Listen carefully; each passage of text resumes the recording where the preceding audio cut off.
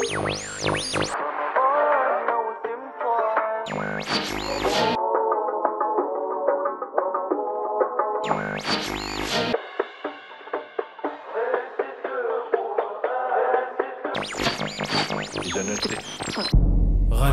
Sunni.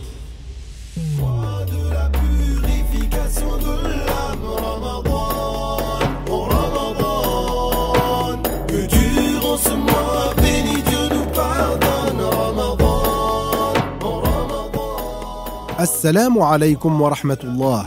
Chers auditeurs, chères auditrices de Radio Sunnite, la voix de l'APBIF. Je suis heureux de vous retrouver en ce 20e jour du mois béni de Ramadan. Nous entrerons ce soir dans le dernier tiers de Ramadan. Le temps passe vite. Mais Radio Sunnite continue de vous accompagner et ce, jusqu'à la fin du mois béni afin de profiter au mieux des bénédictions de ce mois. Au programme ce soir, on va débuter l'émission avec une très belle récitation du Coran honoré avec le Hajj Daoud, suivi de quelques chants religieux. Puis, dans sa chronique quotidienne Paroles en or, le docteur Faisal nous fera l'honneur de nous parler de l'amour mutuel entre les musulmans, ainsi que de l'un des meilleurs actes d'adoration qui n'est autre que la modestie. On accueillera ensuite le Cheikh Nizar dans Les actes ont un impact, qui nous mettra en garde contre la colère, car les dangers de la colère sont nombreux. Nous recevrons le docteur Walid dans la rubrique phare La clé du paradis, afin de répondre à la question suivante: pourquoi Dieu a-t-il créé le trône ? Et enfin, nous continuerons ensuite notre série de cours sur les traces des vertueux, en compagnie du docteur Mamdouh, qui nous parlera cette fois-ci de notre maître Abu Hanifa, fondateur d'une des 4 écoles de jurisprudence Madhhab. Nous allons une fois de plus passer un agréable moment et je vous recommande, ainsi qu'à moi-même, d'avoir l'intention d'écouter les rappels religieux pour gagner la récompense de la part de Dieu. On commence tout de suite avec le Hajj Daoud, alors restez avec nous. De l'âme, Ramadan, oh Ramadan, que durant ce mois béni Dieu nous pardonne, Ramadan, oh Ramadan. أعوذ بالله من الشيطان الرجيم.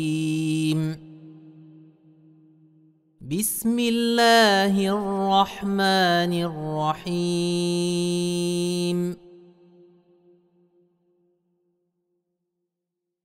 واتل عليهم نبأ ابني آدم بالحق إذ قربا قربانا فتقبل من أحدهما ولم يتقبل من الآخر قال لأقتلنك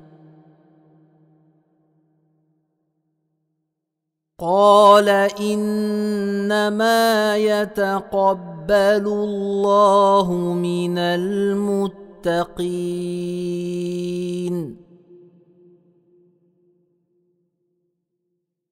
لئن بسطت إلي يدك لتقتلني ما أنا بباسط يدي إليك لأقتلك إني أخاف الله رب العالمين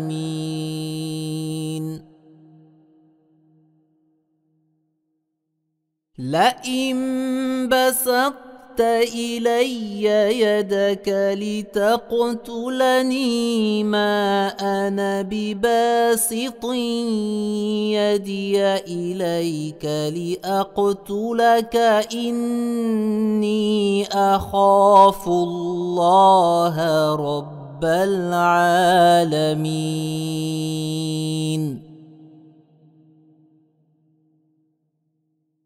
إني أريد أن تبوء بإثمي وإثمك فتكون من أصحاب النار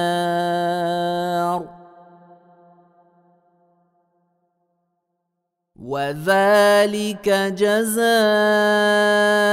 الظالمين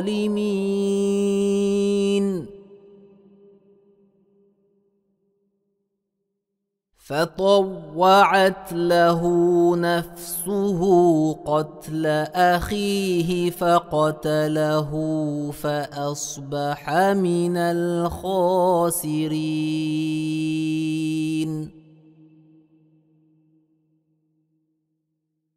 فبعث الله غرابا يبحث في الأرض ليريه كيف يواري سوءة أخيه.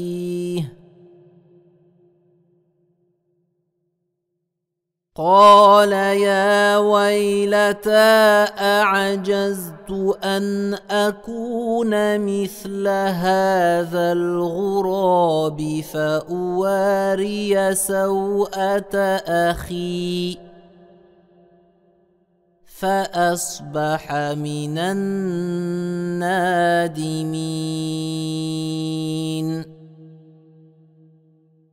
صدق الله العظيم.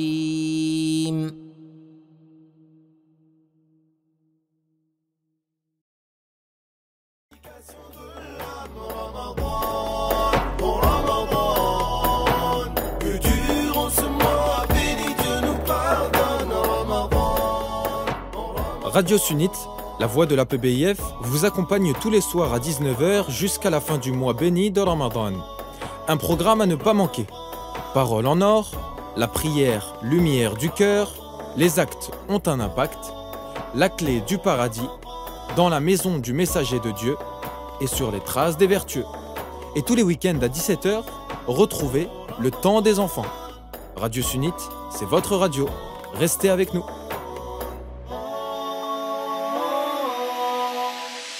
Mois de la purification de l'âme, Ramadan, oh Ramadan, que durant ce mois béni Dieu nous pardonne.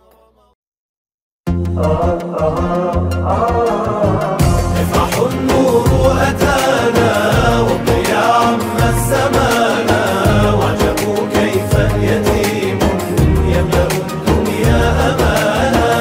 افرح النور أتانا والضياء عم الزمان وعجبوا كيف يتيم يملأ الدنيا أمانا. افرح النور أتانا هو خير العالمين وغياث الطالبين، هو باب السالكين، هو للتقوى هدانا. هو خير العالمين وغياث الطالبين، هو باب السالكين، هو للتقوى هدانا. افرحوا النور أتانا، افرحوا النور أتانا والضياء عم الزمان وعجبوا كيف يتيم يملأ الدنيا أمانا. افرحوا النور أتانا والضياء عم الزمان وعجبوا كيف يتيم يملأ الدنيا أمانا.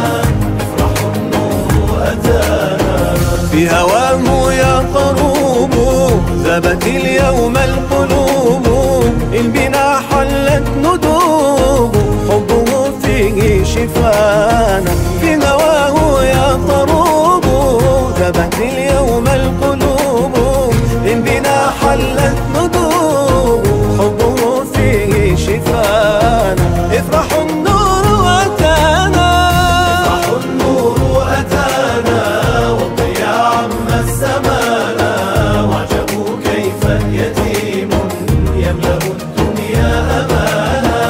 افرحوا النور أتانا والضياء عم الزمان وعجبوا كيف يتيم يملأ الدنيا أمانا.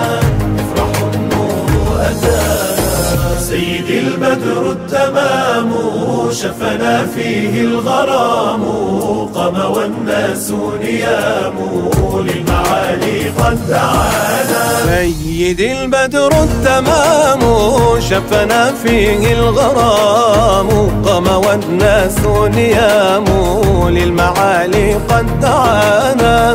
افرحوا النور أتانا، افرحوا النور أتانا والضياء عم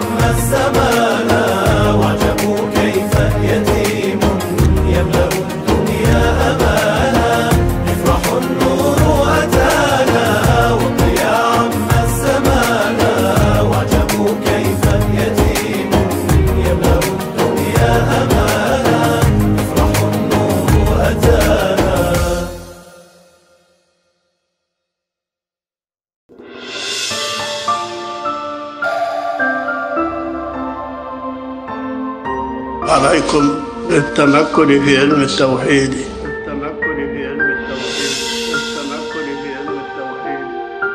الحمد لله رب العالمين. Parole en or. Mes frères et mes sœurs, assalamu alaikum wa rahmatullah. Aujourd'hui, j'aimerais vous transmettre des paroles du Cheikh Abdullah concernant la conduite des musulmans entre eux, et en particulier au sujet de l'amour mutuel entre les musulmans et de la modestie. Une fois, le Cheikh rahimahullah a dit: التحاب في الله عبارة عن أن يكون المؤمن معاملا لإخوانه بالنصيحة يحب لهم من الخير ما يحب لنفسه ويكره لهم من الشر ما يكره لنفسه.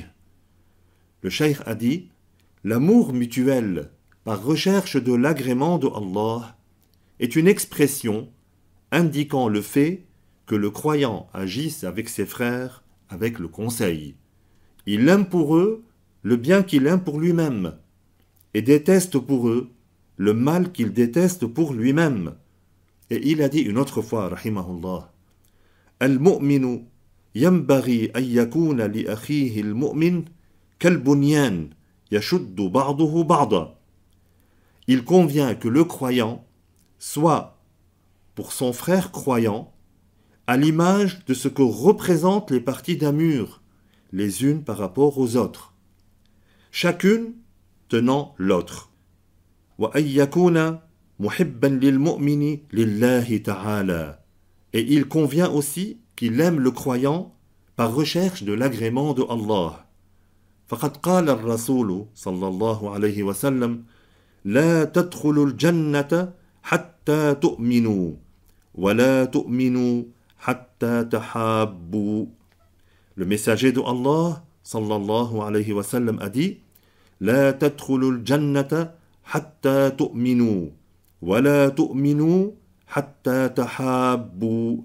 Ce qui signifie: vous n'entrerez au paradis que si vous avez la foi, et vous n'aurez la foi, c'est-à-dire complète, que lorsque vous vous aimerez les uns les autres. وفي صحيح ابن حبان لا تباغضوا ولا تحاسدوا ولا تدابروا وكونوا عباد الله إخوانا. Et dans le Sahih de Ibn Hibban, ce qui signifie: ne vous haïssez pas les uns les autres, ne vous enviez pas les uns les autres, ne vous tournez pas le dos les uns des autres, et soyez esclaves de Allah, des frères. ومعلوم أن النفس مجبولة على حب التعالي على الغير والله يحب من عبده المؤمن أن يكون متواضعا. Il est une chose connue que l'âme, de par sa nature, aime s'élever au-dessus des autres, et Allah agrée que son esclave soit modeste. والتحاب في الله فيه سر عظيم لأن التنافر يؤدي إلى الغيبة والقطيعة. هذا يغتاب هذا وهذا يغتاب هذا. Et dans le fait de s'aimer les uns les autres par recherche de l'agrément de Allah, il y a un secret éminent, car la répulsion mène à la médisance et la rupture. Celui-ci fait la médisance sur celui-là, et ce dernier fait la médisance sur l'autre. ثم كثيرا ما ينخضع المرء لنفسه الأمارة بالسوء فيظن أنه إن رد الإساءة بمثلها يكون مكرما لنفسه والحقيقة أنه مخطئ في هذا. Par ailleurs, dans beaucoup de cas, l'individu se fait duper par son âme qui pousse au mal. Il pense que s'il répond au mal par le mal, il aura honoré son âme, alors qu'en réalité, il serait ainsi dans l'erreur. وفي هذا قال رسول الله صلى الله عليه وسلم رب مكرم لنفسه وهو لها مهين. Et en cela, le messager de Allah sallallahu alayhi wa sallam a dit ce qui signifie: il arrive que quelqu'un pense avoir honoré son âme, alors qu'en fait, il la rabaisse. فالتواضع سر عظيم ومخالفة النفس هي طريقة الترقي للمعالي. La modestie est donc un secret éminent, et agir contrairement à ce que recherche l'âme, c'est la voie pour s'élever vers les hauts degrés.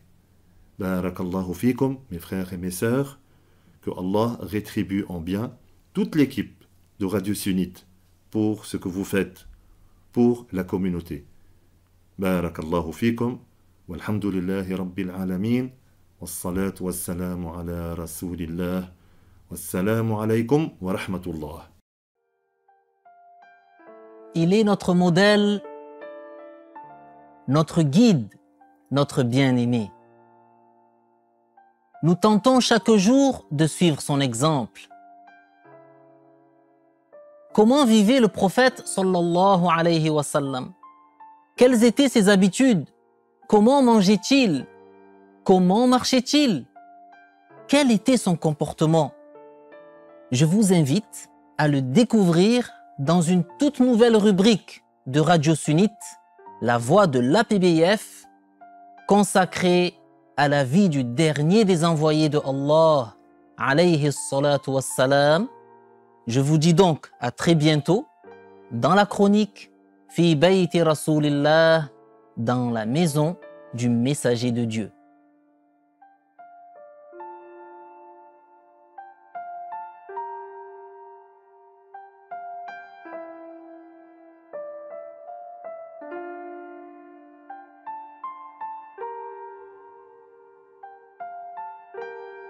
المسك فاح المسك فاح عند مقام رسول الله والنور لاح النور لاح صلوا عليه عباد الله المسك فاح المسك فاح عند مقام رسول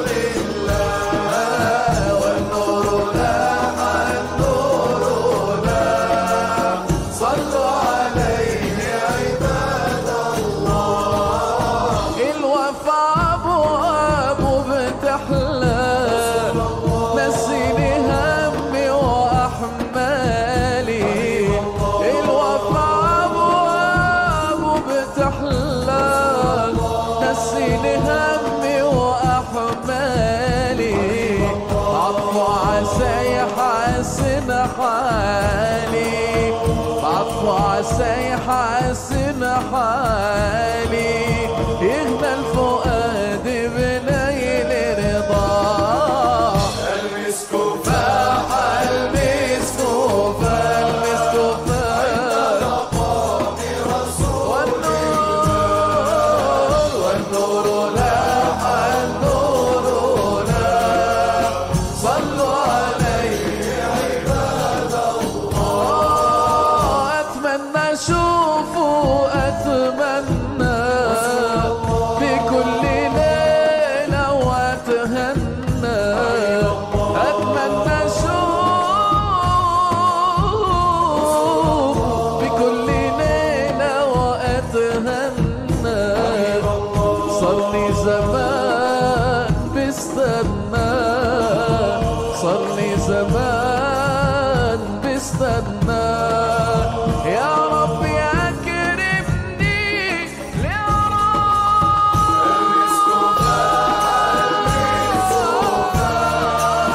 عند مقام رسول الله والنور لاح النور لاح صلوا عليه عباد الله يا صاحب القبة الخضراء كرم علينا بشي نظرة يا صاحب القبة الخضراء كرم علينا بالبشرى أنت من النعم الكبرى أنت من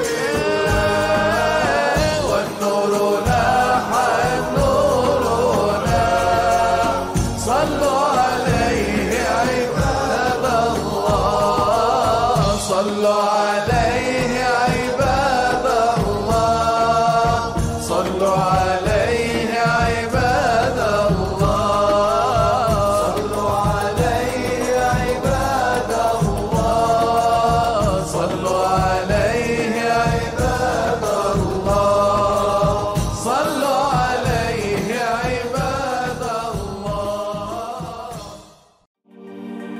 La façon dont tu agis, les paroles que tu prononces, les gestes que tu fais, tout cela n'est pas sans conséquence. Les actes ont un impact.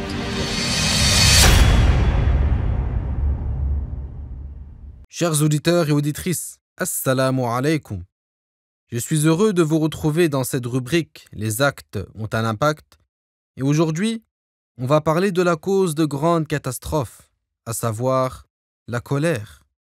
Cette colère qui bout dans les cœurs et dont les conséquences sont souvent néfastes. Bismillahirrahmanirrahim. Alhamdulillahi rabbil alamin. Wassalatu wassalamu ala sayyidina Muhammadin rasulillah. Dieu a accordé aux croyants, en la personne de son messager Muhammad sallallahu alayhi wa sallam, un excellent modèle. En effet, Dieu dit dans la sourate Al-Ahzab: لقد كان لكم في رسول الله أسوة حسنة لمن كان يرجو الله واليوم الآخر. Ce qui signifie: vous avez en la personne du messager de Dieu un excellent modèle pour ceux qui espèrent le jugement de Dieu et le jour dernier. Dieu dit dans la sourate Al-Qalam au sujet de notre maître Muhammad sallallahu alayhi wa sallam: wa innaka la'ala khuluqin azim. Ce qui signifie: tu as certes un comportement éminent. L'excellence de comportement, chers auditeurs et auditrices, consiste à supporter la nuisance d'autrui, à s'abstenir de nuire à autrui et à prodiguer le bien. Regardez ce prophète éminent, que Allah Ta'ala l'honore et l'élève davantage en degrés. Regardez combien son comportement est éminent. L'un des savants non musulmans de Médine, qui s'appelait Zayd ibn Sa'yah, avait lu dans certains livres anciens, au sujet du prophète des derniers temps, qu'une grande injustice le touchant n'augmentait en lui qu'indulgence et clémence. Après l'émigration du messager sallallahu alayhi wa sallam à Médine, ce savant non musulman voulait savoir si cette description s'appliquait bien au messager. Il a fait une transaction avec le messager de sorte que le messager soit endetté, d'une dette à échéance fixée. 3 jours avant l'arrivée du terme, il est venu voir le prophète sallallahu alayhi wa sallam pour réclamer sa dette, en disant une parole qui blesse les sentiments des musulmans. C'est alors que notre maître Omar ibn al-Khattab, que Dieu l'agrée, avait voulu venger le prophète. Il était sur le point de le frapper, mais le messager, indulgent et patient, que Dieu l'honore et l'élève davantage en degrés, l'en a empêché. C'est alors que ce savant non musulman avait su que notre maître Muhammad sallallahu alayhi wa sallam était le messager de Dieu, qu'il était le prophète des derniers temps, et il a prononcé les 2 témoignages pour devenir musulman. Combien avons-nous besoin de prendre pour exemple le prophète sallallahu alayhi wa sallam pour que notre religion nous soit préservée, pour que notre bas monde nous soit préservé, plus encore pour que notre santé nous soit préservée. En effet, combien la colère entraîne de maladies et finit par dévaster les personnes qui se mettent en colère. Il n'y a pas de doute que la colère fait partie des causes majeures qui entraînent de bien mauvaises conséquences et de grandes catastrophes, qui peuvent arriver parfois jusqu'au fait de tuer et de détruire. La colère est telle une braise qui brûle dans le cœur et consume son porteur. Il se peut que ces flammes s'étendent à autrui, ce qui provoque des disputes et engendre la haine dans les âmes, parfois même entre frères et cousins. Il se peut même que les flammes de la colère ne s'éteignent pas pendant des années et à cause d'elles soient consumés des enfants et des petits-enfants. Dieu dit dans la sourate Ali Imran وَالْكَاظِمِينَ الْغَيْظَ وَالْعَافِينَ عَنِ النَّاسِ وَاللَّهُ يُحِبُّ الْمُحْسِنِينَ. Ce qui signifie ceux qui étouffent leur fureur, ceux qui pardonnent aux gens. Allah agrée les bienfaisants. Étouffer la fureur, c'est que la personne en proie à la fureur la garde en son fort intérieur et ne la manifeste ni en parole ni en acte. C'est patienter face à cette fureur. Et la fureur, c'est le fait que le cœur soit en ébullition à cause de la colère.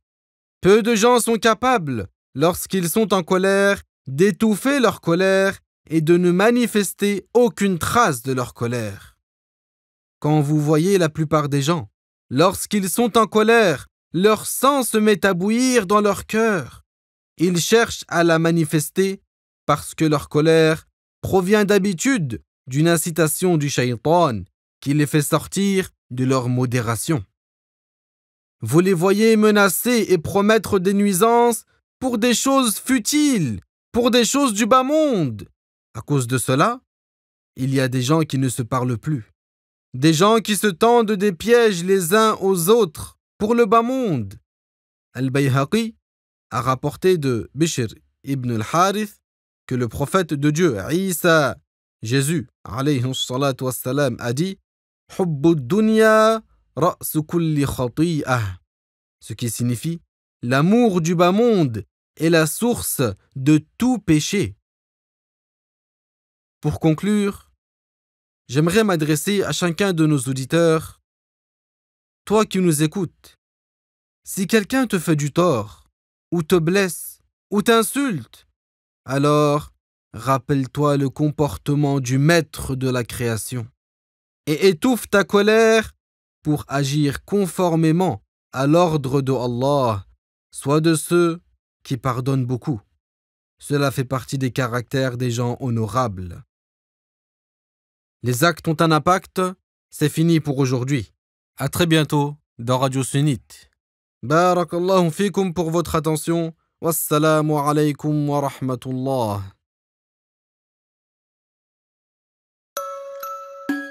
Durant le mois béni de Ramadan, tous les samedis et tous les dimanches à 17h, c'est le temps des enfants. Tu viens partager un moment avec nous sur Radio Sunnite. Allez les enfants, rejoignez-nous vite sur Radio Sunnite.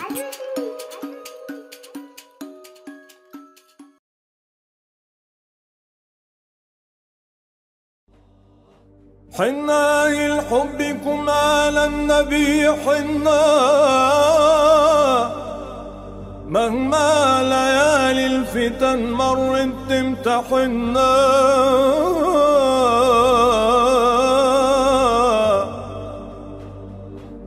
عاشق جمال الحبيب عاشق جمال الحبيب المصطفى حنا بتراب أحمد جبين وكف وعيون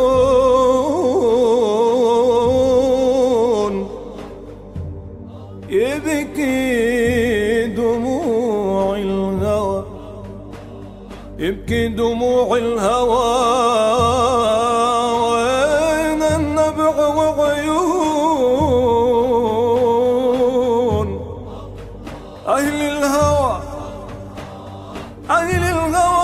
والهوى يا ناس وعيون حنوا وحنت نوق وجذع النخل حنا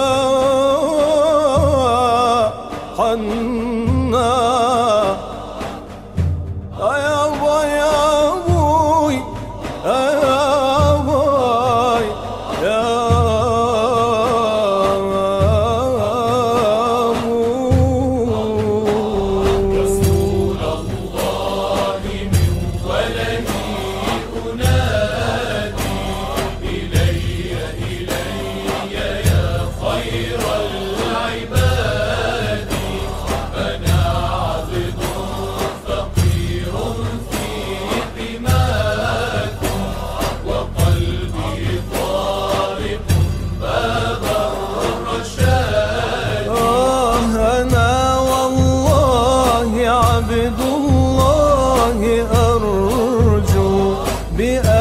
ألقاك في يوم المعاد وأحشر قربكم ويكون حالي كحال العارفين وذا مرادي. رسول الله من ولدي أنادي إلي يا خير العباد. أنا عبد فقير في حماكم وقلبي طارق باب الرشاد. أنا والله أهواكم وشوقي إليكم كل يوم في ازديادي. إذا سارت قوافل في هواكم أحملها السلام غناء أحادي. رسول الله من ولدي أنادي إلي يا خير العباد. أنا عبد فقير في حماكم وقلبي طارق باب الرشاد. ويا ليت الخدود لها وسادا سرى قدميك في حلو الرقاد. شفاء العاشقين لها حنين لنعلك مع أنين في الفؤاد. يا طه الغالي أشكي لك حالي شمال الدنيا شمال ومالي. يا طه الغالي أشكي لك حالي شمال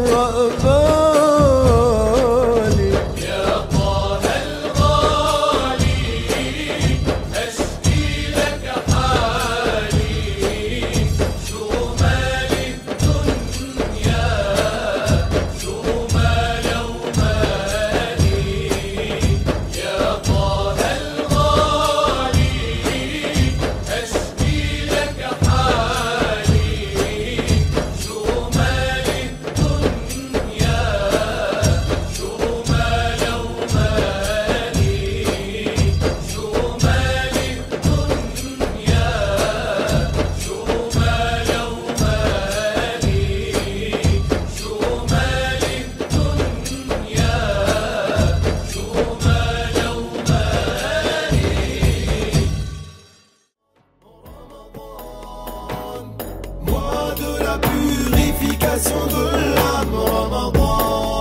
Ramadan, que durant ce mois. Vous écoutez Radio Sunnite, la voix de la PBIF. Abonnez-vous à la chaîne afin de ne manquer aucune de nos émissions. Très chers auditeurs, continuons cette très belle soirée avec la chronique phare de cette année, la clé du paradis. Lors des précédentes émissions, le docteur Walid nous a déjà parlé des versets explicites et des versets non explicites. Et ce soir, il va nous expliquer la signification de la parole de Dieu, Ar-Rahmanu ala al-Arsh istawa. Et, d'une manière plus large, il répondra à la question « Pourquoi Dieu a-t-il créé le trône ?» Docteur Walid, la parole est à vous. Mois de la purification de l'âme. Ramadan, Ramadan, que durant ce mois béni Dieu nous pardonne. Ramadan.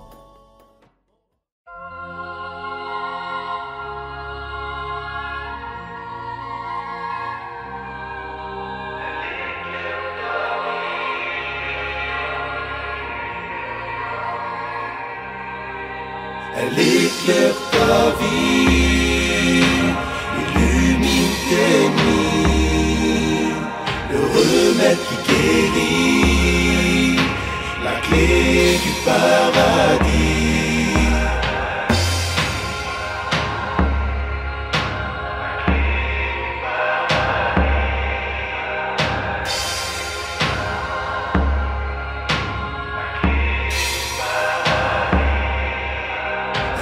Éclaire ta vie, illumine tes nuits, le remède qui guérit, la clé du paradis. بسم الله الرحمن الرحيم الحمد لله رب العالمين له النعمة وله الفضل وله الثناء الحسن صلوات الله البر الرحيم والملائكة المقربين على سيدنا محمد أشرف المرسلين وعلى جميع إخوانه من النبيين والمرسلين وآل كل وسائر الصالحين. Chers auditeurs, chères auditrices, Assalamu alaikum wa rahmatullahi ta'ala wa barakatuh. Nous allons aborder aujourd'hui, Inch'Allah, une question très importante du livret intitulé La croyance des musulmans, et qui est la suivante. Quelle est la signification de la parole de Dieu Ar-Rahmanu ala al-Arsh istawa? Et une deuxième partie de la question, pourquoi Dieu a-t-il créé le trône? Donc ce verset fait partie des versets non explicites, qu'on appelle en arabe mutashabiha, al-ayatul mutashabihat. Mais nous autres, ahlus sunnah, alhamdulillah, Allah nous a donné la compréhension saine de ce verset. Donc nous disons alhamdulillah pour cette grâce. Je rappelle que quand on dit ahlus sunnah wal jama'a, qu'on traduit par les sunnites en français, on vise al-asha'ira wal-maturidiyya, les asha'ira et les maturidiyya. Sachez que tous les savants de Ahlus Sunnah wal Jama'a ont pour croyance que Dieu est exempt d'être assis sur le trône. Et quand on dit exempt au sujet de Dieu, cela veut dire que cela est impossible à son sujet. Donc Dieu est exempt d'être assis sur le trône. Dieu est exempt d'être établi sur le trône.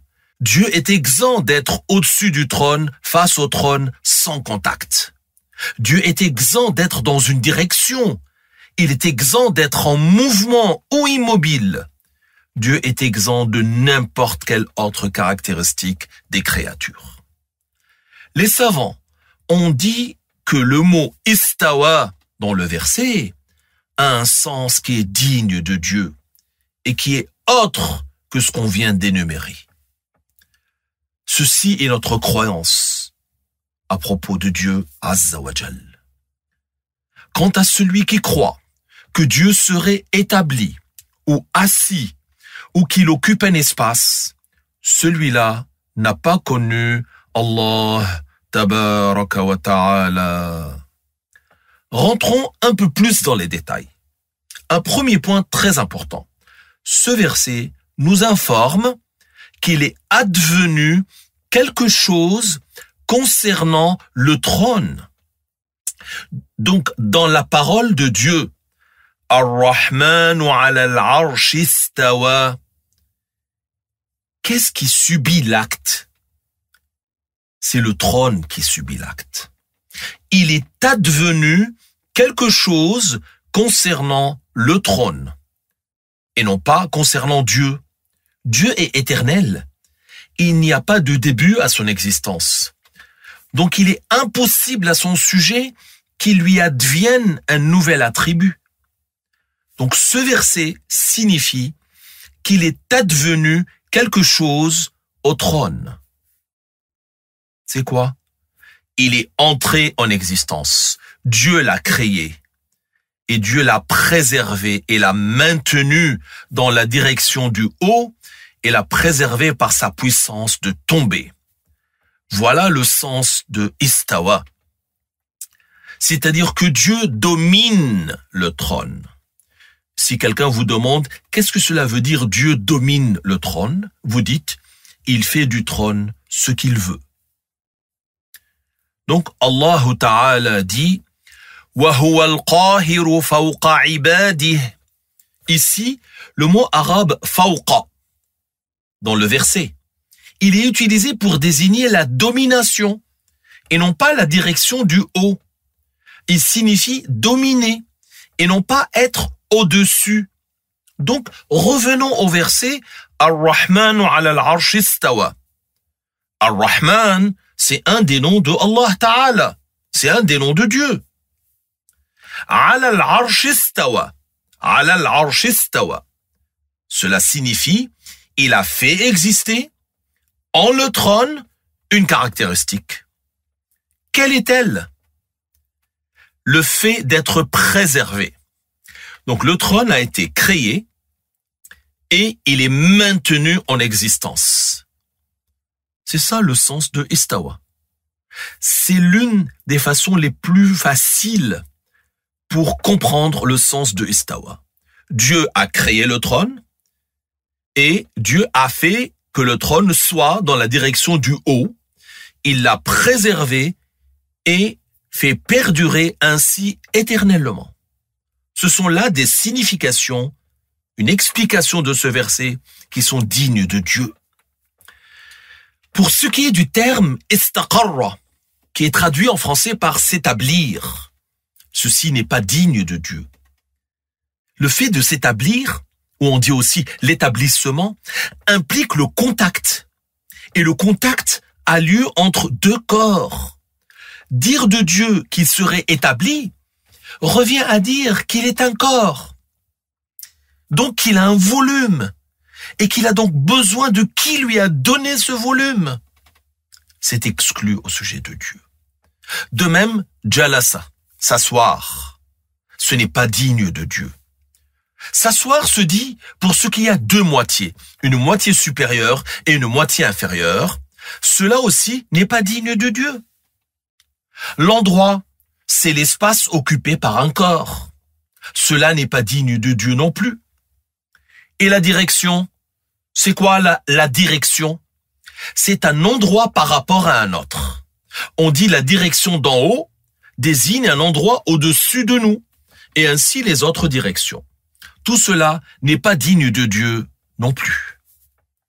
D'ailleurs, Allah Tabaraka wa Ta'ala a fait que les versets du Coran ne s'opposent pas les uns aux autres. N'est-ce pas qu'il a dit « Laïsa kamithlihi shay » ce qui signifie « absolument rien n'est tel que lui ». Et il a dit « Ar-Rahmanu ala al-arsh istawa ». Le premier verset explique le second. Et un verset ne s'oppose jamais à un autre. Voilà une règle fondamentale afin que chacun de nous se préserve. Si on se demande comment est le trône, la réponse, c'est qu'il est comme un lit ayant 4 piliers. Il a été créé en tant que manifestation de la puissance de Dieu. Il est extrêmement grand. Et Dieu seul sait ses dimensions. C'est la plus grande des créatures de Dieu par la taille. Autour du trône, il y a des anges. Et actuellement, il y a 4 anges qui portent le trône. Mais au-dessus du trône, il n'y a pas d'être vivant ayant une puissance et une science, comme le croient à tort ceux qui assimilent Dieu aux créatures et qui disent que Dieu est un corps. Ce trône que Dieu a créé, il a fait qu'il soit le toit du paradis. Et ces anges qui sont autour du trône, quand ils font la prière, ils se dirigent vers le trône. Parce qu'il est comme la Kaaba pour nous. Quand ils veulent se prosterner, savez-vous où est-ce qu'ils se prosternent? Ils se prosternent sur le trône. Ce n'est pas dans l'air, ce n'est pas dans le vide, non. Ils se prosternent sur le trône. Et le trône, ce qu'il y a autour, et les anges qui portent le trône, le tout, est porté par la puissance de Dieu. Allah Ta'ala n'a pas besoin d'eux. Donc je répète, le trône, Al-Arsh, c'est un corps très grand, la plus vaste des créatures. Et donc Allah l'a créé, mais pas pour s'asseoir dessus. Il l'a créé afin qu'il soit la Qibla pour les anges. Lorsque nous faisons la prière, vers quelle direction nous nous dirigeons? Vers la Kaaba. Et ce n'est pas parce que Dieu y habiterait, bien sûr que non. Également le trône. Allah Ta'ala l'a créé et en a fait une Kaaba, une direction pour la prière des anges, qui sont autour du trône. Ce n'est pas parce qu'ils seraient assis dessus, ou qu'ils seraient établis dessus ou allongés dessus, comme l'ont dit certains. Non. Baytul Izza, que l'on peut traduire en français par la demeure de la gloire, se trouve au premier ciel. Il est au-dessus de la Kaaba. C'est un édifice qu'on appelle également Kaaba. Dans chaque ciel, il y a une Kaaba. Et sur chaque terre, il y a une Kaaba. Tout comme l'ont dit les salafs vertueux. Et toutes sont à la verticale de notre Kaaba. Les anges qui se trouvent dans chaque ciel, ils tournent autour de leur Kaaba et se dirigent vers leur Kaaba pour la prière, dans chacun des cieux. Ceux qui sont en dessous des cieux, c'est-à-dire sur notre terre, les humains et les djinns musulmans, tournent autour de la Kaaba qui se trouve à la Mecque et s'y dirigent pour la prière. Et sur les autres terres qui sont plus en dessous, les djinns croyants, parce que sur les terres en dessous de la nôtre, il y a des djinns, ils tournent autour de leur Kaaba. Quant à la 7e terre, ce sont Az-Zabaniya, les anges du châtiment, ceux qui sont chargés de l'enfer. Ils tournent autour de leur Kaaba, qui est sur la 7e terre. Et quand ils veulent faire la prière, ils se dirigent vers elle. Donc, chers auditeurs, Dieu n'habite pas la Kaaba. Dieu n'habite pas au-dessus du trône. Dieu existe sans endroit. Il n'a pas besoin de l'endroit. Pour revenir à la question de la signification de la parole de Dieu, Ar-Rahmanu ala al-Arsh istawa, sachez que l'imam Malik, que Dieu l'agrée, a dit Istawa kama wasafa nafsah, wa la yuqalu anhu kayf, wa kayfa anhu marfou'. Ce qui veut dire en français, on dit au sujet de Dieu Istawa, comme il se l'est attribué à lui-même. Et on ne dit pas comment à son sujet. Et le comment à son sujet est impossible. Notre maître, l'imam Malik, a dit ainsi.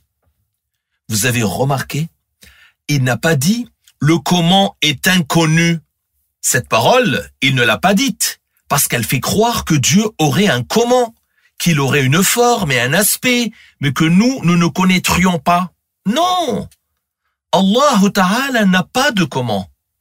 Donc, quand l'imam Malik a dit au sujet de Dieu « Istawa », cela veut dire de sa part « Moi, je crois en al-istiwa ». parce que Dieu nous en a informés, tout comme il s'est attribué cela à lui-même dans le Coran. Et il a dit, on ne dit pas comment à son sujet. Et le comment à son sujet est impossible. En arabe, kayfa anhu marfou'. Que signifie marfou'? Ça signifie impossible, inconcevable. Voilà ce qu'a dit l'imam Malik, que Dieu lui fasse miséricorde. Quel grand imam! Quelle explication magnifique de sa part! Et vous connaissez le dicton qui fait l'éloge de l'imam Malik. Laoula Malik, la daqatil masalik.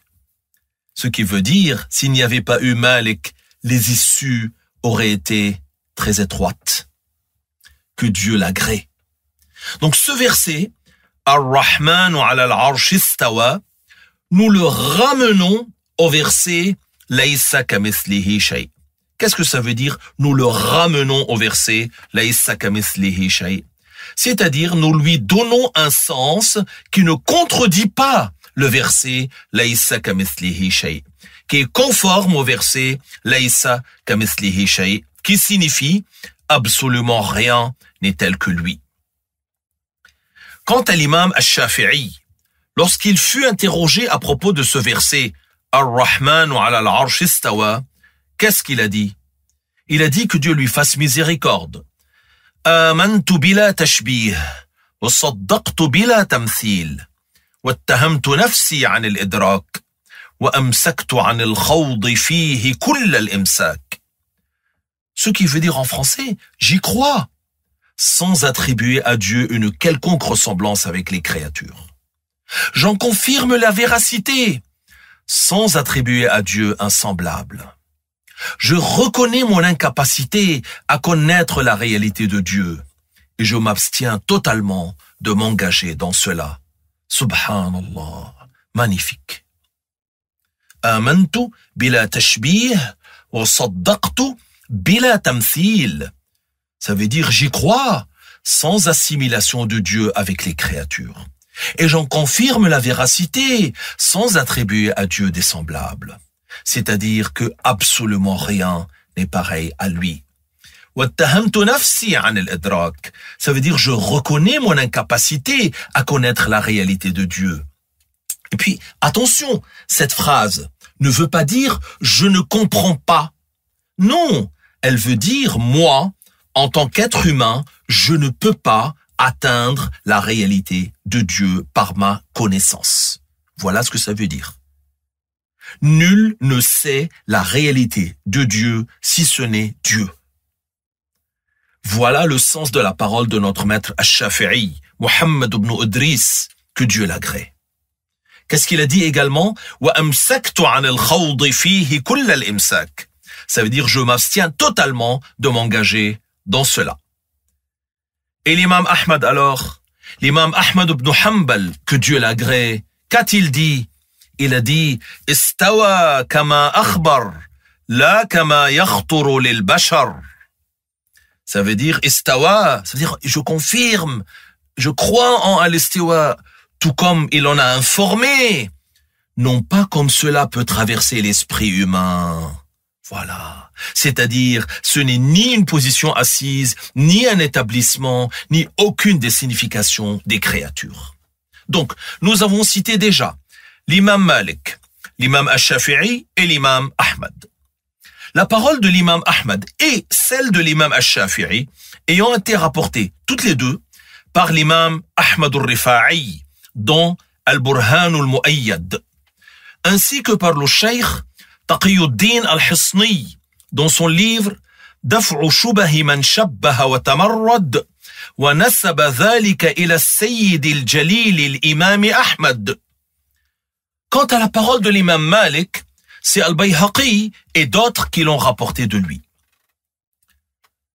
Et Abu Hanifa, pour ce qui en est de l'imam Abu Hanifa, que Dieu l'agrée, il a dit dans son livre Al-Wasiyya, نقر بأن الله على العرش استوى من غير أن يكون له حاجة إليه ومن غير أن يكون له استقرار عليه وهو الحافظ للعرش وغير العرش من غير احتياج. ما شاء Allah. Ça veut dire en français, nous reconnaissons que Allah Ta'ala ala al-arsh istawa. Il confirme l'istiwa, il confirme ce verset, il confirme la croyance en ce verset et en al-istiwa. Sans qu'il n'ait un quelconque besoin du trône, sans que Dieu n'ait un quelconque besoin du trône, sans qu'il ne soit établi dessus. Et il est celui qui préserve le trône et autre que le trône, sans en avoir besoin. Voilà. L'imam Abu Hanifa, l'imam Malik, l'imam Al-Shafi'i, l'imam Ahmad et beaucoup d'autres ont confirmé al-istiwa parce que c'est parvenu dans le Coran, mais ils ont dit textuellement que Dieu est exempt de la position assise. Donc il ne faut pas expliquer al-istiwa par la position assise. Nous croyons à al-istiwa, mais nous disons qu'il est sans comment. Al-Ghazali, Abdul Ghani al-Nabulusi, l'imam Ahmad al-Rifa'i, beaucoup d'autres ont dit textuellement que Dieu est exempt du fait d'être établi. Chers auditeurs, vous savez qu'on utilise souvent l'expression « sans comment ». Que veut dire le mot « comment » dans cette expression? Le « comment », c'est la caractéristique des créatures. Parmi les caractéristiques des créatures, il y a la position assise, le fait d'être établi, c'est-à-dire l'établissement, l'endroit et la direction. La position assise n'a de sens que pour celui qui peut se plier en deux. Alors comment oser qualifier Dieu par la position assise? Subhanallah! Chacun d'entre nous s'assoit d'une manière différente. Chacun de nous est doté d'une partie haute, d'une partie basse, et avec la partie basse, on est en contact avec une chose sur laquelle on s'assoit. C'est-à-dire qui nous porte. Celui qui est sur quelque chose. Qu'est-ce que Ja'far al-Sadiq a dit à son sujet? Il est porté. Et cela veut dire qu'il a besoin de ce qui le porte. Et Dieu est exempt de tout cela. Al-Qushayri a dit « Istawa » signifie « il a préservé, dominé et fait perdurer éternellement le trône ». Comme on l'a déjà expliqué auparavant, d'ailleurs. Des centaines et des centaines de savants ont dit cela. Je vous invite, chers auditeurs francophones ou arabophones, à réviser la brochure appelée Les Perles sunnites, qui est disponible en téléchargement sur notre site apbif.fr à ce sujet. Et pour les arabophones, vous pourrez aussi réviser le livre du cheikh Dr Salim Alwan, que Dieu le rétribue pour nous en bien. Il est le secrétaire général de la Fatwa et le secrétaire général du Conseil islamique supérieur en Australie. Il a composé un livre éminemment utile qu'il a appelé Tafsiru Ulin Nuha. Il est sujet dedans uniquement du verset Ar-Rahmanu ala al-Arsh istawa. Il y a cité plus de 100 paroles des savants sur le fait que istawa vient dans le sens de qahara, ça veut dire dominer, wastawla, ça veut dire dominer. Avec quoi en plus? Avec les scans des livres. C'est-à-dire qu'il a mis des paroles et à côté, il a mis la parole des savants et qui les a rapportées. Par exemple, il a dit un tel a dit telle et telle chose. Il a mis la parole dans son livre et à côté, il a mis la photo de la couverture de livre, le lieu d'édition et le lieu d'imprimerie et avec le passage duquel Dr Salim a pris sa preuve. Le titre du livre, Tafsiru Ulin Nuha li ayati Ar-Rahmanu ala al-Arsh istawa. Ce livre est d'une utilité éminente. Il s'y trouve des répliques à beaucoup de tentatives de mise en doute que nous n'aurions pas suffisamment de temps pour les énumérer dans un seul cours. Chers auditeurs, il n'est pas permis de dire que Dieu est assis sur le trône parce que c'est la croyance des non-musulmans. Et même s'ils ajoutent « pas comme nous sommes assis » ou « pas comme nous nous asseyons », ça ne les sauve pas. Donc on ne dit pas « Dieu est assis, mais pas comme nous nous asseyons ». Même s'ils rajoutent « pas comme nous nous asseyons », ça ne les sauve pas de la mécréance. Et cela comporte un démenti de la parole de Dieu Azza wa Jal. فَلَا تَضْرِبُوا لِلَّهِ الْأَمْثَالِ, qui est dans Surat An-Nahl et qui signifie « Et n'attribuez pas de semblables à Dieu ». Allah nous a interdit de lui attribuer des semblables, c'est-à-dire qu'il nous a interdit de l'assimiler à ses créatures. Un autre verset. Dieu Azza wa Jal dit وَبَرَزُوا لِلَّهِ الْوَاحِدِ الْقَهَّارِ dans Surat Ibrahim. Ce verset signifie « Et ils ont été exposés pour le jugement par Allah, l'unique, celui qui domine les créatures par sa puissance. » Ce verset est à propos du jour dernier. « وَبَرَزُوا » signifie « ils ont été exposés », c'est-à-dire « ils sortiront de leur tombe ». Ça ne veut pas dire que Allah Ta'ala serait assis sur un siège dans le lieu de rassemblement et les gens seraient autour de lui et que Allah ferait rendre des comptes aux gens de cette manière. Non, subhanallah. Cela n'est pas digne au sujet de Dieu. Est-ce que c'est clair? J'espère que c'est clair. Ceci n'est pas digne de Dieu. Donc, barazu ou abarazu signifie ils ont été exposés.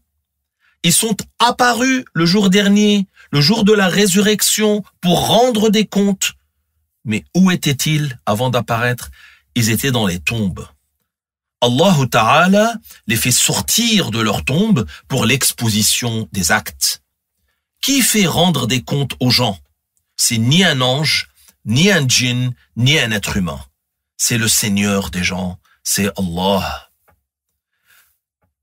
Et quant au nom Al-Qahhar, il signifie celui qui domine les créatures par sa puissance. Je cite ce verset, c'est pour donner la preuve que Al-Istiwa signifie la domination et non pas le fait de s'asseoir. Et donc dans ce verset, Al-Qahhar signifie celui qui domine. Il est permis d'appeler notre Seigneur Al-Qahhar et Al-Qahir parce que cela est parvenu dans le Coran. Et on entend parmi les musulmans que certains s'appellent Abdul Qahir ou bien Abdul Qahhar. Avez-vous déjà quelqu'un appelé son fils Abdul Jalis? Jamais.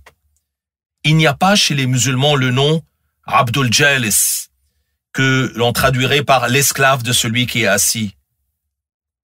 Parce que Al-Jalis ne fait pas partie des noms de Dieu. A'oudhu billah. Et on ne qualifie pas Dieu de la position assise.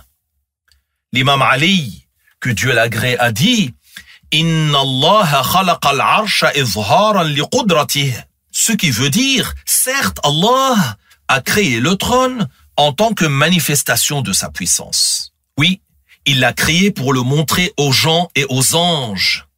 Parce que les musulmans, eux, le verront au jour du jugement quand ils entreront au paradis. Ils verront le trône qui est en soi une manifestation de la puissance parfaite de Dieu. Et les anges qui actuellement sont tout autour du trône, lorsqu'ils le voient, qu'est-ce qui leur arrive? Ils augmentent en foi concernant l'éminence de la puissance de Dieu. La suite de la parole de l'imam Ali, وَلَمْ يَتَّخِذْهُ مَكَانًا لِذَاتِهِ ce qui veut dire, et il ne l'a pas pris comme endroit pour lui-même. C'est ainsi. Dieu n'a pas créé le trône pour que ce soit un endroit pour lui-même. Parce que celui qui est dans un endroit, soit il est de la taille de l'endroit, soit il est plus grand, soit il est plus petit. Donc concentrez-vous bien avec moi, s'il vous plaît. C'est une preuve rationnelle. Celui qui est dans quelque chose, soit il a la taille de cette chose, soit il est plus grand, soit il est plus petit. Et les trois ne sont pas dignes de Dieu. Car s'il était plus grand ou plus petit ou de la même taille, il aurait eu besoin de qui l'a spécifié par cette taille et non pas par une autre. Celui qui a besoin d'autrui est impuissant et celui qui est impuissant ne peut être Dieu. Cette parole de l'imam Ali est rapportée par Abu Mansour al-Baghdadi, le Hafiz Abu Mansour, le spécialiste du tawhid, des fondements et de la langue. Il a un livre intitulé Al-Farq bayna al-Firaq, que Dieu lui fasse miséricorde. Voilà Je vous retrouve demain, Inch'Allah Ta'ala, chers auditeurs, chères auditrices, pour la suite de ce programme. Merci pour votre écoute. Barakallahu fikum. Wassalamu alaykum wa rahmatullahi wa barakatuh.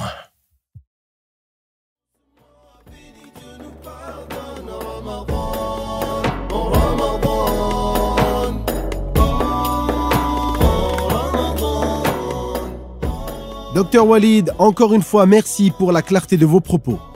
Comme vous l'avez si bien expliqué, Dieu n'habite pas la Kaaba. Dieu n'habite pas au-dessus du trône. Dieu existe sans endroit. Il n'a pas besoin de l'endroit. C'est toujours un plaisir de vous écouter nous expliquer ces sujets relatifs à la croyance musulmane. Et nous vous donnons rendez-vous donc demain, Inch'Allah, pour une nouvelle question. Si Dieu le veut bien sûr, dans votre rubrique phare, la clé du paradis.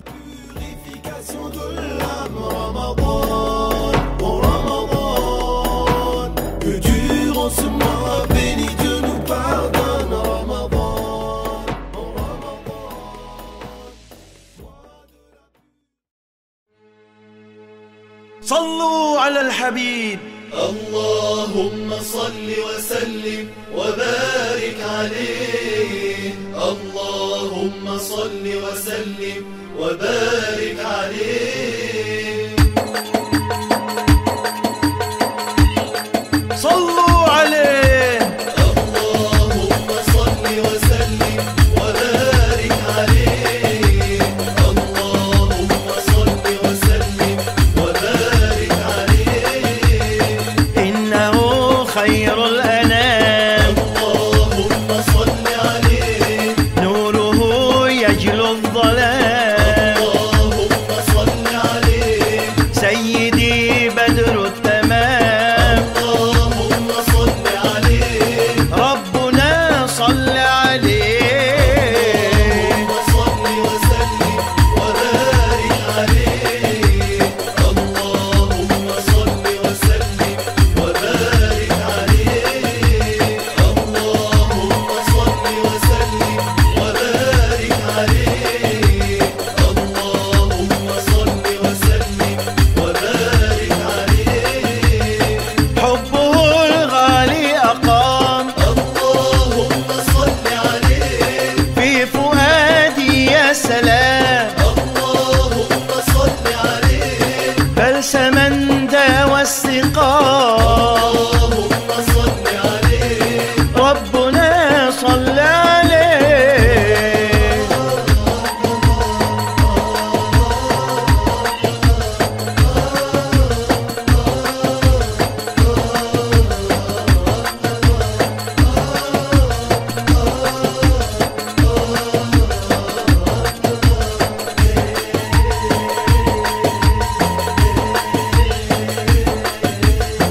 خير من صلى وصام اللهم صل عليه وتلا الآية العظام اللهم صل عليه أحمد الحب الإمام اللهم صل عليه ربنا صل عليه صل وسلم وبارك عليه اللهم صل وسلم وبارك عليه اللهم صل وسلم وبارك عليه اللهم صل وسلم وبارك عليه صاحب الخلق الجميل اللهم صل عليه إنه أهدى دليل اللهم صل عليه مدحه يشفي العليل اللهم صل عليه ربنا صل عليه صل وسلم وبارك عليه اللهم صل وسلم وبارك عليه الصلاة والسلام عليك يا رسول الله صلوا على الحبيب صل وسلم وبارك عليه اللهم صل وسلم وبارك عليه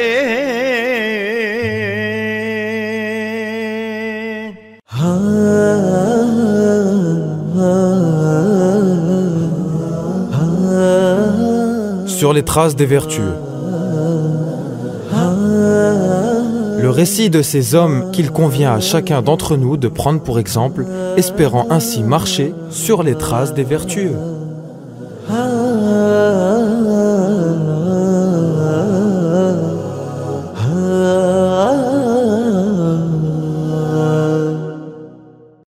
Très chers auditeurs et auditrices, c'est à présent l'heure de retrouver Dr Mamdouh pour la rubrique sur les traces des vertueux.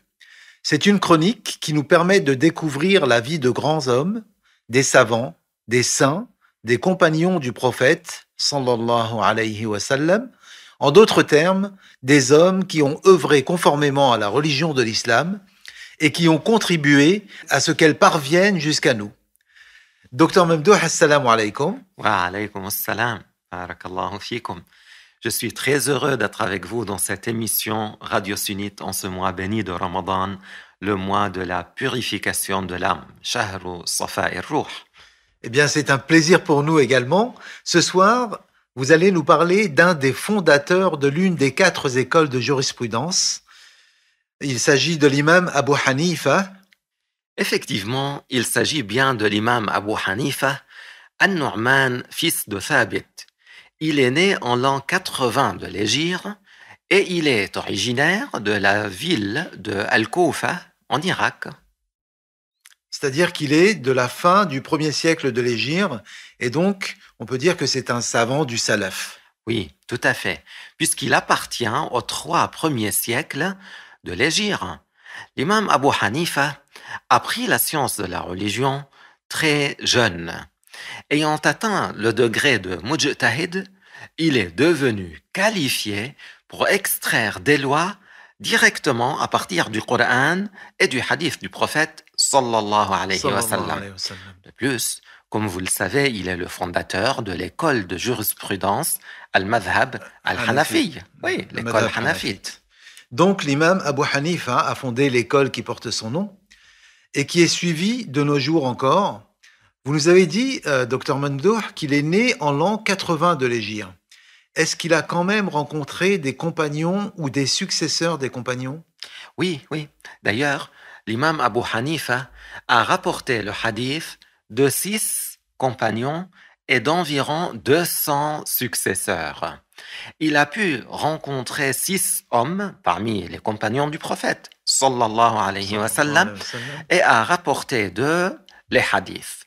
Quant à ces cheikh, parmi les successeurs des compagnons, parmi les tabi'i, les tabi'in, qui lui ont transmis le hadith, ils sont plus nombreux, ils sont de l'ordre de 200. Que pouvez-vous nous dire au sujet de sa personnalité? Quel genre d'homme il était? Alors, l'imam Abu Hanifa, que Allah l'agrée, était un homme ascète, pieux, ayant beaucoup de crainte et d'humilité à l'égard de Allah tabaraka wa ta'ala. Il invoquait en permanence Allah ta'ala. Ibn Khillikan a rapporté dans son livre Wafayatul A'yan, Abu Hanifa récitait tout le Coran dans un seul cycle de prière, rak'a. Et on l'entendait pleurer pendant la nuit, au point que ses voisins compatissaient avec lui. On a retenu de lui qu'il a récité 7000 fois le Coran, du début jusqu'à la fin, dans l'endroit où il est mort, radiyallahu anhu. Radiyallahu anhu, 7000 fois, que Allah nous accorde de le prendre pour modèle. On sait que l'imam Abu Hanifa était connu pour ses mises en garde contre les groupes égarés qui s'étaient développés à son époque. Est-ce que vous pouvez nous en dire plus là-dessus? Oui. En fait, il avait atteint un degré tel dans la science du tawhid qu'il est devenu la référence auprès des gens. Un grand soutien de Ahl Sunnah est le plus connu dans la riposte contre les gens de l'égarement, particulièrement contre les Mu'tazila. Je rappelle à nos auditeurs que les Mu'tazila sont d'un groupe qui se réclame de l'islam, mais qui a en fait innové dans la croyance, au point qu'ils ont dit que Allah Azza wa Jal n'est pas le seul créateur. Ils ont notamment dit que Dieu aurait créé les humains en leur donnant le pouvoir de créer leurs actes et que suite à cela, Dieu n'aurait plus eu de pouvoir sur eux. Que Dieu nous préserve de tels égarements. Amin. Pour en revenir à ce savant qui est Abu Hanifa, beaucoup d'autres savants, justement, ont fait son éloge, n'est-ce pas? Effectivement, les éloges à son égard sont très nombreux. Il a été rapporté de Ash-Shafi'i qu'on a dit à Malik, que Allah l'agrée, « Est-ce que tu as rencontré l'imam Abu Hanifa ?» Il a dit « Oui, et j'ai vu un homme qui, s'il te disait qu'il transformerait ce pilier en or par la puissance de ses arguments, il saurait t'en convaincre. » C'est une métaphore arabe qui montre la force de ses démonstrations. Et cela ne veut pas dire qu'il aurait menti. Oui, bien entendu. Cela nous montre qu'il avait beaucoup de science et une grande force de persuasion. Que pouvez-vous nous dire au sujet de son école, de l'école de jurisprudence qu'il a fondée? Abu Hanifa, radiyallahu anhu, a fondé une grande école de jurisprudence. Et il était bien évidemment sur la même croyance que le prophète, sallallahu alayhi wa sallam. Il croyait en l'existence de Allah sans endroit, sans comment, sans aucune ressemblance avec les créatures. Et il a œuvré pour propager et défendre cette croyance. Pour preuve, ce qui est rapporté dans son livre Al-Fiqh al-Absat, lorsqu'il dit كان الله ولا مكان كان قبل أن يخلق الخلق كان ولم يكن عين ولا خلق ولا شيء وهو خالق كل شيء. Cette parole qui a pour sens Allah est de toute éternité et il n'y a pas d'endroit de toute éternité. Allah existe de toute éternité et il n'y a pas de créature de toute éternité. Il existe de toute éternité et il n'y a pas de ayn, d'où, c'est-à-dire d'endroit de toute éternité, ni de créature, ni quoi que ce soit. Et Dieu est le créateur de toutes choses.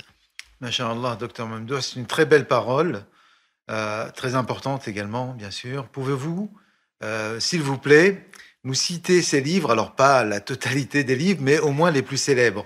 Oui, l'imam Abu Hanifa, que Allah l'agrée, a composé 5 livres concernant la science du tawhid, d'ailleurs qui constituent une référence jusqu'à nos jours. Ces 5 livres sont Al-Fiqh al-Akbar, Al-Fiqh al-Absat, Al-Risala, Al-Alim wal-Muta'allim et Al-Wasiyah. Très bien. Nous savons que l'imam Abu Hanifa était un grand savant, charismatique, avec une force d'argumentation exceptionnelle. Docteur Mamdouh, si je vous demande de nous citer une de ces nombreuses paroles qui sont parvenues jusqu'à nous, laquelle allez-vous choisir?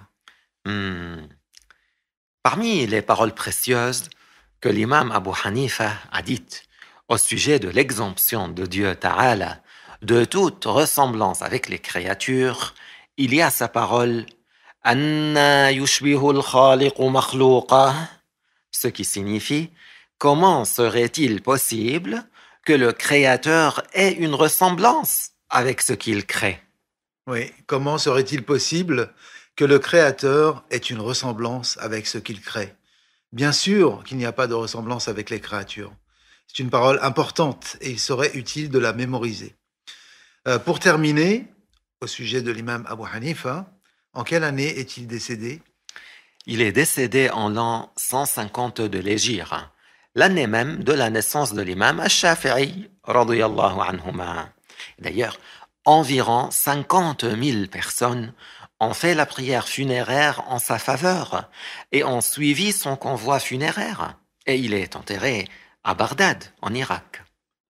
Masha'Allah, rahmahullah ta'ala. Et voilà, notre entretien se termine. Un grand merci à vous, Dr Mamdouh, d'être venu nous parler de ce grand savant. Je vous remercie à mon tour. Je remercie également les auditeurs, les auditrices de Radio Sunnite. C'est toujours un réel plaisir de passer ce moment avec vous. Le plaisir est partagé. On se retrouve très prochainement en votre compagnie pour suivre le récit d'un autre vertueux, Inch'Allah. Alors, restez avec nous sur Radio Sunnite, la voix de la PBIF. حبيبنا حبيبنا صلوا عليه صل يا مولاي على بدر التمام حبيبنا خير من يشفع خير من يشفع لنا يوم الزحام صلوا عليه صل يا مولاي على بدر التمام حبيبنا خير من يشفع خير من يشفع لنا يوم الزحام صلوا عليه جل من سواك يا باهي الجمال حبيبنا يا حبيب الروح يا حبيب الروح يا زاكي الخصال صلوا عليه صل يا مولاي على بدر التمام حبيبنا خير من يشفع خير من يشفع لنا يوم الزحام صلوا عليه سيدي ما كان ينطق عن هواه قوله أوحى به رب الجلال فكمن أهدى محاسنه الزمان وهدى الأنام إلى قيم الجمال صلوا عليه صل يا مولاي على بدر التمام حبيبنا خير من يشفع خير من يشفع لنا يوم الزحام صلوا عليه صاحب الأخلاق والقدر الرفيع حبيبنا حبه فرض من الله السميع صلوا عليه صل يا مولاي على بدر التمام حبيبنا خير من يشفع خير من يشفع لنا يوم الزحام صلوا عليه صلوا عليه صلوا عليه صلوا عليه صلوا عليه صلوا عليه حبيبنا En citant le nom de Dieu, les cœurs sont apaisés. C'est le temps du Coran et le temps des invocations sur Radio Sunnite. أعوذ بالله من الشيطان الرجيم بسم الله الرحمن الرحيم لقد كان في يوسف وإخوته آيات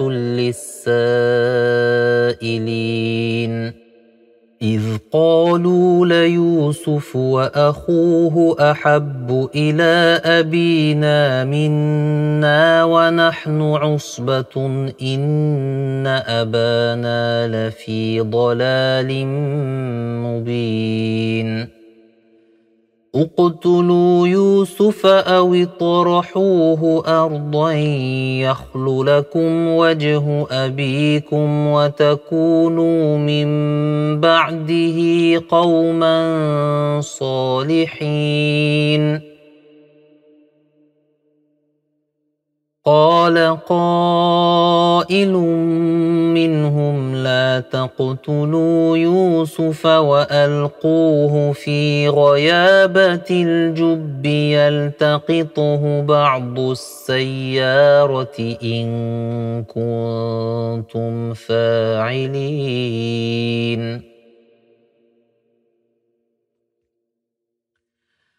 قالوا يا أبانا ما لك لا تأمنا على يوسف وإنا له لناصحون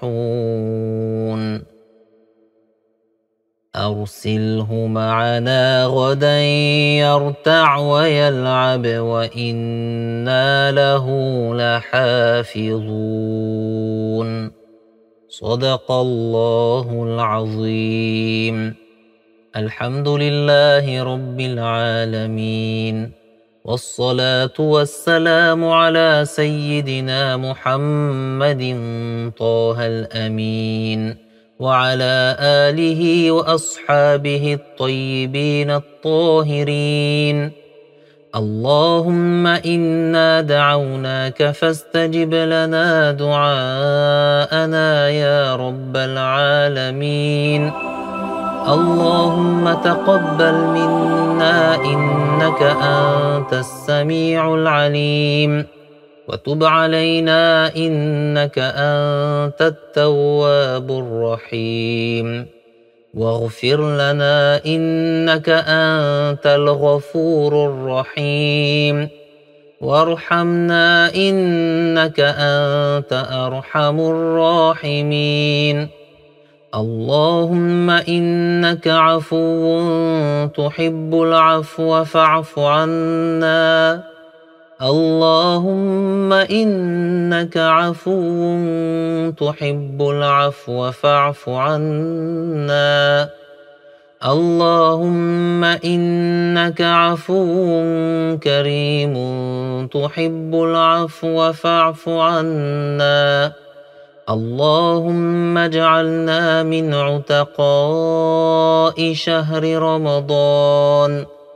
اللهم اجعلنا من عتقاء شهر رمضان. يا ذا الجلال والإكرام أعنا على القيام والصيام. اللهم تقبل صيامنا. اللهم تقبل قيامنا وركوعنا وسجودنا يا رب العالمين، وأكرمنا برؤية نبيك محمد عليه الصلاة والسلام في المنام على صورته الأصلية يبشرنا بالجنان. يا الله يا الله يا رحمن يا رحيم، نسألك الغفران. يا منان يا حنان بديع السماوات والأرض يا أرحم الراحمين. وصل اللهم على سيدنا محمد وعلى آله وصحبه وسلم.